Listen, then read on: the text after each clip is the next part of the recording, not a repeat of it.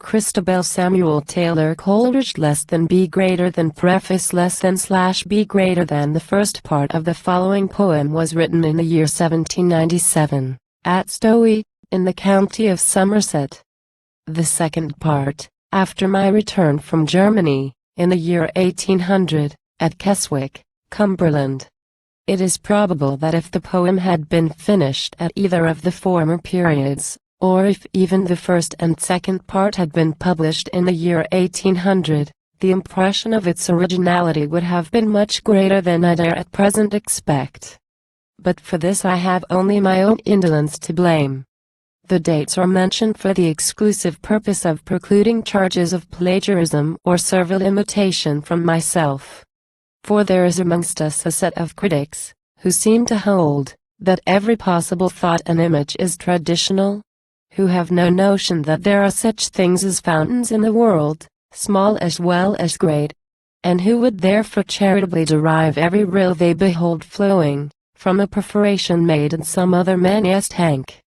I am confident, however, that as far as the present poem is concerned, the celebrated poets whose writings I might be suspected of having imitated, either in particular passages, or in the tone and the spirit of the whole, would be among the first to vindicate me from the charge, and who, on any striking coincidence, would permit me to address them in this doggerel version of 2 monkish Latin hexameters. 'Tis mine and it is likewise yours. But an if this will not do, let it be mine, good friend. For I am the poorer of the two. I have only to add that the meter of Christabel is not, properly speaking, irregular, though it may seem so from its being founded on a new principle, namely, that of counting in each line the accents, not the syllables. Though the latter may vary from 7 to 12, yet in each line the accents will be found to be only 4. Nevertheless, this occasional variation in number of syllables is not introduced wantonly, or for the mere ends of convenience, but in correspondence with some transition in the nature of the imagery or passion.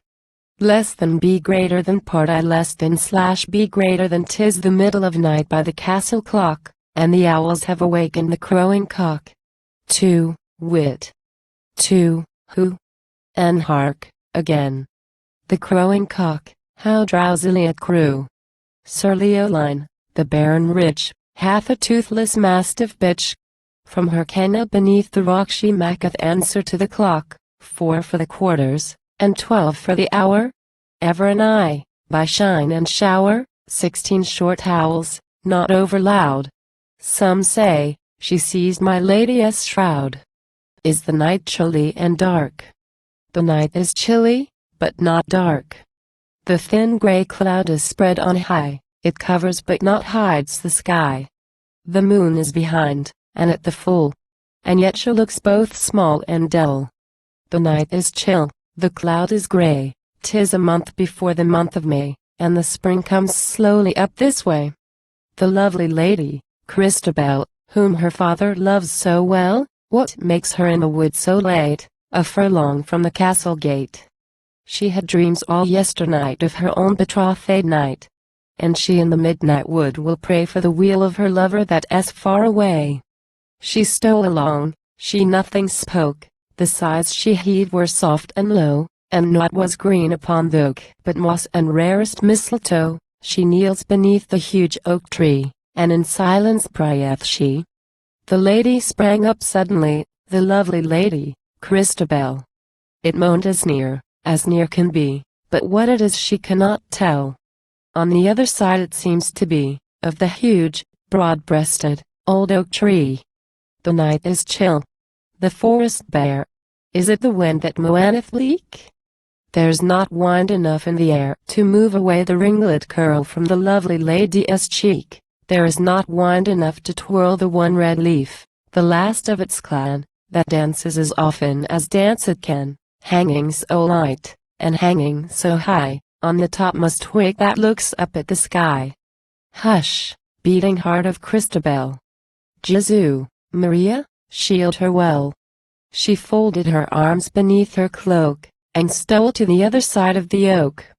What sees she there? There she sees a damsel bright, dressed in a silken robe of white, that shadowy in the moonlight shone, the neck that made that white robe wan, her stately neck and arms were bare. Her blue vine feet unsandaled were, and wildly glittered here and there the gems entangled in her hair. I guess 'twas frightful there to see a lady so richly clad as she, beautiful exceedingly. Mary Mother, save me now, said Christabel, and who art thou? The lady strange made answer meet, and her voice was faint and sweet. Have pity on my sore distress, I scarce can speak for weariness, stretch forth thy hand, and have no fear. Said Christabel, how camest thou here? And the lady, whose voice was faint and sweet, did thus pursue her answer meet. My sire is of a noble line, and my name is Geraldine. 5 warriors seized me yestermorn, me, even me, a maid forlorn. They choked my cries with force and fright, and tied me on a palfrey white. The palfrey was as fleet as wind, and they rode furiously behind. They spurred amain, their steeds were white, and once we crossed the shade of night. As sure as heaven shall rescue me, I have no thought what men they be. Nor do I know how long it is, for I have lain entranced, I wis, since one, the tallest of the 5, took me from the palfrey's back, a weary woman, scarce alive. Some muttered words his comrades spoke, he placed me underneath this oak. He swore they would return with haste. Whither they went I cannot tell, I thought I heard, some minutes past, sounds as of a castle bell. Stretch forth thy hand, thus ended she, and help the wretched maid to flee. Then Christabel stretched forth her hand, and comforted fair Geraldine. Oh well, bright dame, may you command the service of Sir Leoline, and gladly our stout chivalry will he send forth and friends with all to guide and guard you safe and free home to your noble father's hall. She rose, and forth with steps they passed that strove to be, and were not, fast.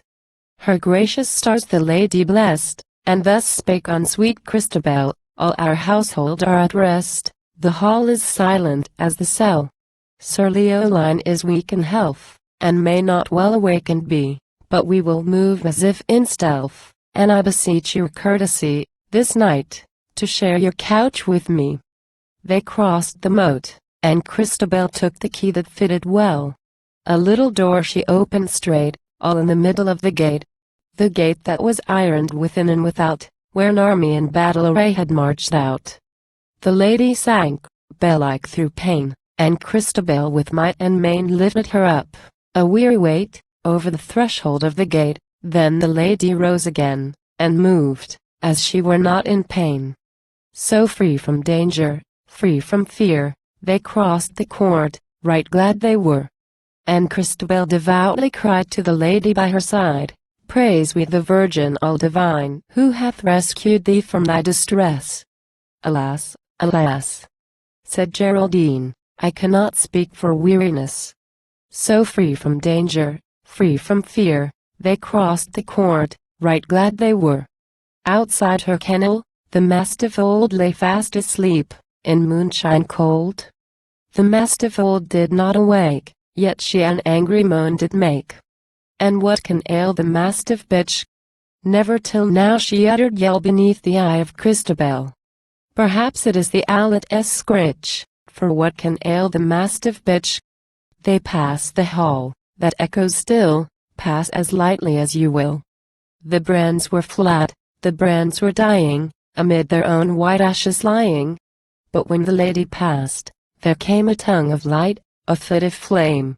And Christabel saw the lady's eye, and nothing else saw she thereby, save the boss of the shield of Sir Leoline tall, which hung in a murky old niche in the wall. "Oh softly tread," said Christabel, "my father seldom sleepeth well." Sweet Christabel her feet doth bear, and jealous of the listening air they steal their way from stair to stair, now in glimmer, and now in gloom, and now they pass the Baroness' room, as still as death, with stifled breath, and now have reached her chamber door, and now doth Geraldine press down the rushes of the chamber floor. The moon shines dim in the open air, and not a moonbeam enters here. But they without its light can see the chamber carved so curiously, carved with figures strange and sweet, all made out of the carver's brain, for a lady's chamber meet. The lamp with twofold silver chain is fastened to an angel's feet. The silver lamp burns dead and dim, but Christabel the lamp will trim. She trimmed the lamp, and made it bright, and left it swinging to and fro, while Geraldine, in wretched plight, sank down upon the floor below. O weary lady, Geraldine, I pray you, drink this cordial wine. It is a wine of virtuous powers. My mother made it of wild flowers. And will your mother pity me, who am a maiden most forlorn? Christabel answered, Woe is me! She died the hour that I was born. I have heard the grey-haired friar tell how on her deathbed she did say, that she should hear the castle bell strike 12 upon my wedding day. O mother dear, that thou wert here. I would, said Geraldine, she were. But soon with altered voice, said she, Off, wandering mother. Peak and pine. I have power to bid thee flee. Alas! What ails poor Geraldine? Why stares she with unsettled eye? Can she a bodiless dead be? And why with hollow voice cries she, Off, woman, off. This hour is mine, though thou her guardian spirit be. Off, woman, off. 'Tis given to me. Then Christabel knelt by the lady's side, and raised to heaven her eyes so blue. Alas! Said she, this ghastly ride, dear lady, it hath wildered you. The lady wiped her moist cold brow, and faintly said, 'Tis over now. Again the wildflower wine she drank, her fair large eyes 'gan glitter bright, and from the floor whereon she sank, the lofty lady stood upright. She was most beautiful to see, like a lady of a far country. And thus the lofty lady spake, All they who live in the upper sky, do love you, holy Christabel. And you love them, and for their sake and for the good which me befall, even I in my degree will try, fair maiden, to requite you well. But now unrobe yourself, for I must pray, ere yet in bed I lie. Quoth Christabel, So let it be. And as the lady bade, did she. Her gentle limbs did she undress and lay down in her loveliness. But through her brain of weal and woe so many thoughts moved to and fro, that vain it were her lids to close. So halfway from the bed she rose, and on her elbow did recline to look at the Lady Geraldine. Beneath the lamp the lady bowed, and slowly rolled her eyes around. Then drawing in her breath aloud, like one that shuddered, she unbound the cincture from beneath her breast, her silken robe, and inner vest, dropped to her feet, and full in view, behold, her bosom, and half her side, a sight to dream of, not to tell. O shield her! Shield sweet Christabel! Yet Geraldine nor speaks nor stirs. Ah! What a stricken look was hers! Deep from within she seems halfway to lift some weight with sick assay, and eyes the maid and seeks delay. Then suddenly as one defied collects herself in scorn and pride, and lay down by the maiden's side. And in her arms the maid she took, all Eliday. And with low voice and doleful look these words did say, In the touch of this bosom there worketh a spell, which is lord of thy utterance, Christabel. Thou knowest tonight, and wilt know tomorrow this mark of my shame, this seal of my sorrow. But vainly thou arrest, for this is alone in thy power to declare, that in the dim forest thou heard Saint low moaning, and found Saint a bright lady, surpassingly fair. And didst bring her home with thee in love and in charity, to shield her and shelter her from the damp air.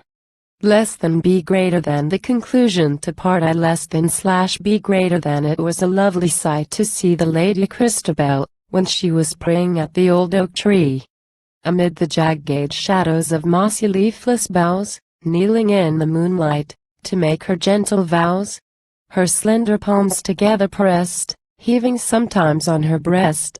Her face resigned to bliss or bale, her face, oh call it fair not pale, and both blue eyes more bright than clear, each about to have a tear. With open eyes, ah, woe is me! Asleep, and dreaming fearfully, fearfully dreaming, yet, I wis, dreaming that alone, which is, oh sorrow and shame. Can this be she, the lady, who knelt at the old oak tree? And lo! the worker of these harms, that holds the maiden in her arms, seems to slumber still and mild, as a mother with her child. A star hath set, a star hath risen, O Geraldine, since arms of thine have been a lovely lady's prison. O Geraldine, 1 hour was thine, thou saint had thy will. By Tyr and Rill, the night birds all that hour were still. But now they are jubilant anew, from cliff and tower, to who, to who, to who, to who, from wood and fell. And see, the Lady Christabel gathers herself from out her trance. Her limbs relax, her countenance grows sad and soft. The smooth thin lids close o'er her eyes, and tears she sheds, large tears that leave the lashes bright. And oft the while she seems to smile's infants at a sudden light. Yea, she doth smile, and she doth weep, like a youthful hermitess, beauteous in a wilderness, who, praying always, prays in sleep. And, if she move unquietly, perchance, 'tis but the blood so free comes back and tingles in her feet. No doubt, she hath a vision sweet. What if her guardian spirit were, what if she knew her mother near? But this she knows, in joys and woes, that saints will aid if men will call, for the blue sky bends over all. Less than be greater than part 2 less than slash be greater than each matin bell, the Baron saith, knulls us back to the world of death. These words Sir Leoline first said, when he rose and found his lady dead. These words Sir Leoline will say many a morn to his dying day. And hence the custom and law began that still at dawn the sacristan, who duly pulls the heavy bell, 45 beats must tell between each stroke, a warning knell, which not a soul can choose but hear from Bertha Head to Windermere. Saith Bracy the bard, so let it knell. And let the drowsy sacristan still count as slowly as he can. There's no lack of such, I ween, as will fill up the space between. In Langdale Pike and Witch's Lair, and Dungeongle so fully rend, with ropes of rock and bells of air 3 sinful sextons go serpend, who all give back, one after t'other, the death note to their living brother. And oft too, by the knell offended, just as their 1, 2, 3 is ended, the devil mocks the doleful tale with a merry peal from Borrowdale. The air is still. Through mist and cloud that merry peal comes ringing loud, and Geraldine shakes off her dread, and rises lightly from the bed, puts on her silken vestments white, and tricks her hair in lovely plight, and nothing doubting of her spell awakens the Lady Christabel. Sleep you, sweet Lady Christabel. I trust that you have rested well. And Christabel awoke and spied the same who lay down by her side, oh rather say, the same whom she raised up beneath the old oak tree. Nay, fairer yet. And yet more fair. For she belike hath drunken deep of all the blessedness of sleep. And while she spake, her looks, her air such gentle thankfulness declare, that, so it seemed, her girded vests grew tight beneath her heaving breasts. Sure I have sinned said Christabel, now heaven be praised if all be well. And in low faltering tones, yet sweet, did she the lofty lady greet with such perplexity of mind as dreams too lively leave behind. So quickly she rose, and quickly arrayed her maiden limbs, and having prayed that he, who on the cross did groan, might wash away her sins unknown, she forthwith led fair Geraldine to meet her sire, Sir Leoline. The lovely maid and the lady tall are pacing both into the hall, and pacing on through page and groom, enter the Baroness' presence room. The Baron rose, and while he pressed his gentle daughter to his breast, with cheerful wonder in his eyes the Lady Geraldine espies, and gave such welcome to the same, as might beseem so bright a dame. But when he heard the lady's tale, and when she told her father's name, why waxed Sir Leoline so pale, murmuring o'er the name again, Lord Roland de Vaux of Triermain? Alas! They had been friends in youth, but whispering tongues can poison truth, and constancy lives in realms above, and life is thorny, and youth is vain, and to be wroth with one we love, doth work like madness in the brain. And thus it chanced, as I divine, with Roland and Sir Leoline. Each spake words of high disdain and insult to his heart's best brother. They parted, and ere to meet again. But never either found another to free the hollow heart from paining. They stood aloof, the scars remaining, like cliffs which had been rent asunder. A dreary sea now flows between. But neither heat, nor frost, nor thunder, shall wholly do away, I ween, the marks of that which once hath been. Sir Leoline, a moment's space, stood gazing on the damsel's face, and the youthful lord of Triermain came back upon his heart again. Oh, then the baron forgot his age, his noble heart swelled high with rage. He swore by the wounds in Jesus' side, he would proclaim it far and wide with trump and solemn heraldry, that they, who thus had wronged the dame, were base as spotted infamy. And if they dare deny the same, my herald shall appoint a week, and let the recreant traitors seek my tourney court, that there and then I may dislodge their reptile souls from the bodies and forms of men. He spake, his eye in lightning rolls. For the lady was ruthlessly seized, and he kenned in the beautiful lady the child of his friend. And now the tears were on his face, and fondly in his arms he took fair Geraldine, who met the embrace, prolonging it with joyous look. Which when she viewed, a vision fell upon the soul of Christabel, the vision of fear, the touch and pain. She shrunk and shuddered, and saw again, ah, woe is me! Was it for thee, thou gentle maid, such sights to see? Again she saw that bosom old, again she felt that bosom cold, and drew in her breath with a hissing sound. Whereat the knight turned wildly round, and nothing saw, but his own sweet maid with eyes upraised, as one that prayed. The touch, the sight, had passed away, and in its stead that vision blessed, which comforted her after rest. While in the lady's arms she lay, had put a rapture in her breast, and on her lips and o'er her eyes spread smiles like light.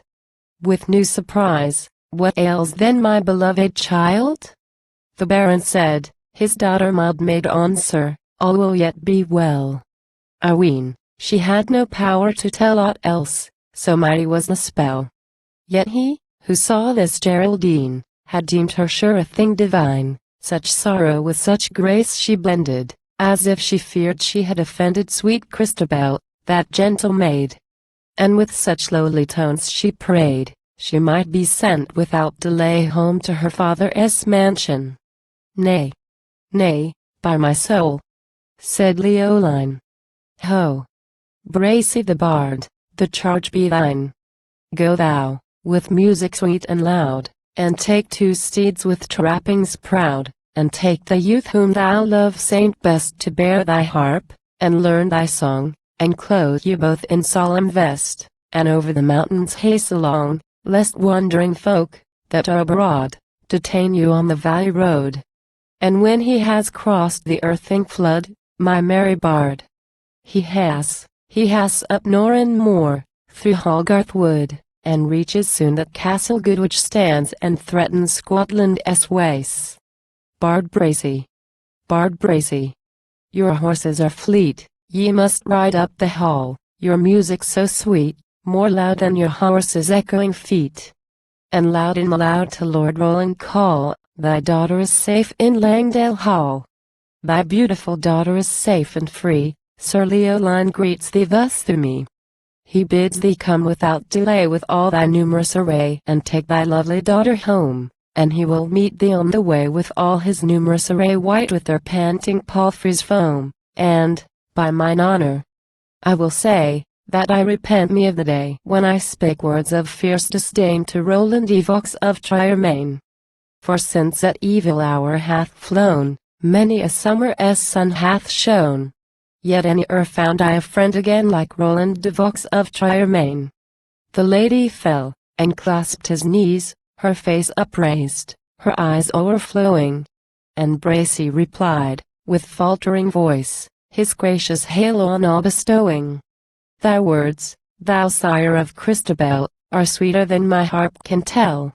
Yet might I gain a boon of thee, this day my journey should not be. So strange a dream hath come to me, that I had vowed with music loud to clear yon wood from thing unbuzzed, warned by a vision in my rest. For in my sleep I saw that dove, that gentle bird, whom thou dost love, and call street by thy own daughter's name, Sir Leoline.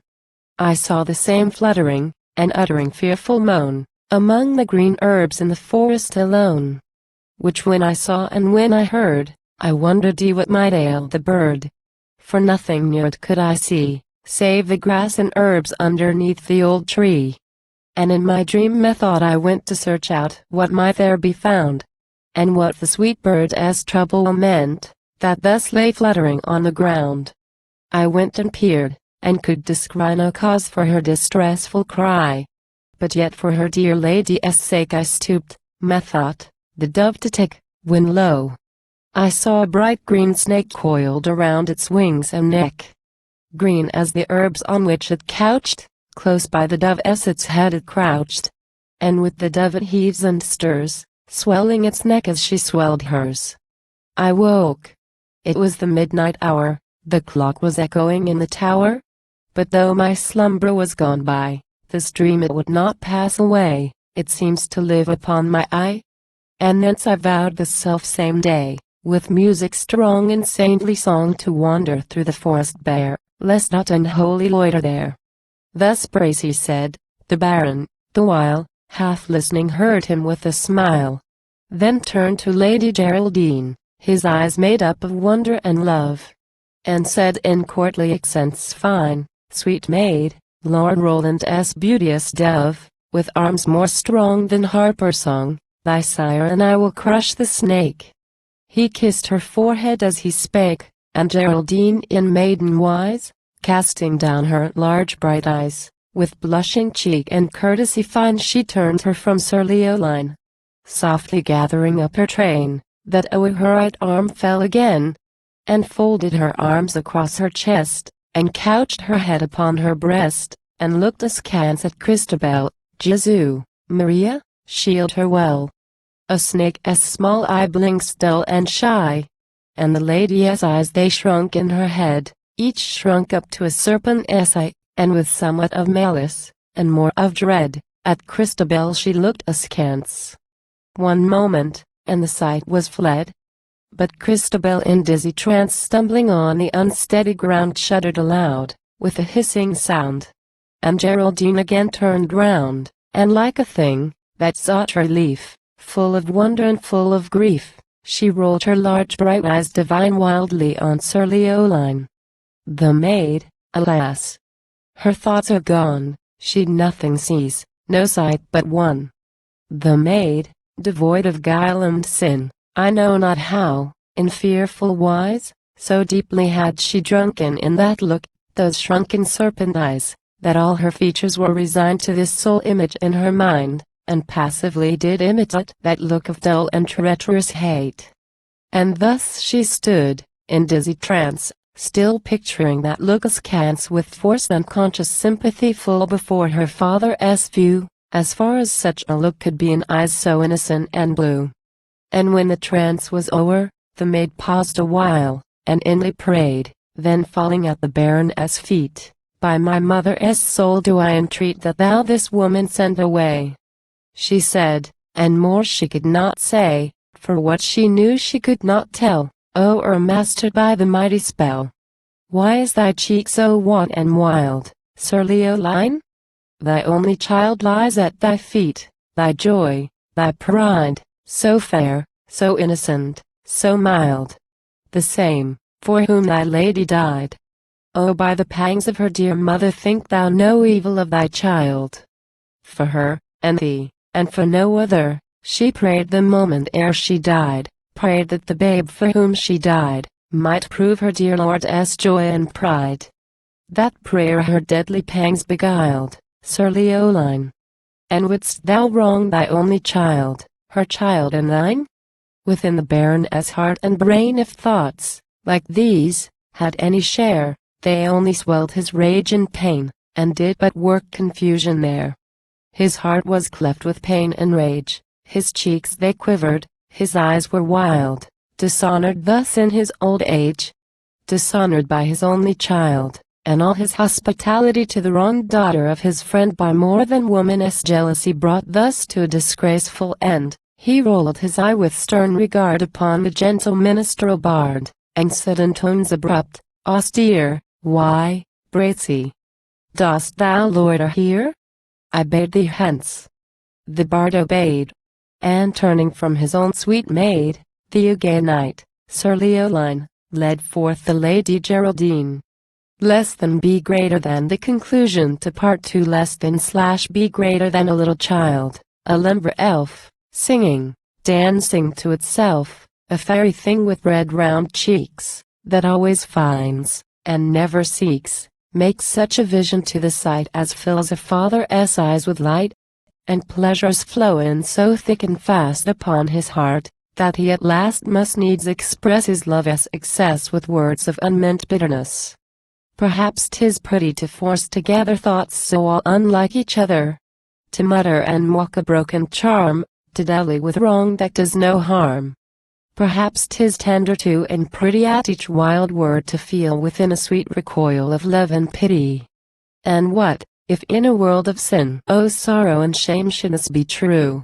Such giddiness of heart and brain comes seldom save from rage and pain, so talks as it is most used to do.